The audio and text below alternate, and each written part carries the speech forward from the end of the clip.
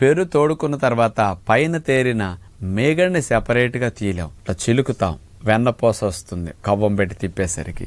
ఆ వెన్నపూసలో ఇక పెరుగు శాతం ఉండదు, కేవలం కొవ్వు శాతం వస్తుంది, కొద్దిగా నీటి శాతం ఉంటుందన్నమాట.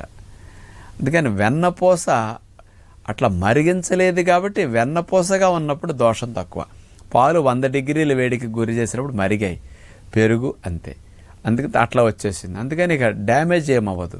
ఆ వెన్నపూస ఉన్నప్పుడు నీటి శాతం ఉంటుంది, కొవ్వు శాతం ఉంటుంది, కానీ అది కూడా డైల్యూటెడ్ ఫామే. కాబట్టి ఎప్పుడన్నా పిల్లలకి వెన్నపూస కోసం అన్నా మీ ఇంట్లో ఉండే పెరుగుని అట్లా చిలికే శుభ్రంగా వెన్నపూస అంతా తీసి ఏ రోజుగా ఫ్రెష్ వెన్నపూసని ఇంట్లో ఉండే చంటి పిల్లలకి పెట్టండి. మీరు ఏదైనా అల్పాహారం పెట్టినప్పుడు దాంట్లో వెన్నపూస కలిపి పెట్టడం, భోజనంతో పాటు అంత వెన్నపూసేసి భోజనం పెట్టండి. పిల్లలకు ఒట్టి వెన్నపూస తినిపించేటప్పుడు కూడా అందులో అంత తేనె, ఎండు ఖర్జూరం పొడి 2 కలిపి వెన్నపూస తినిపించండి.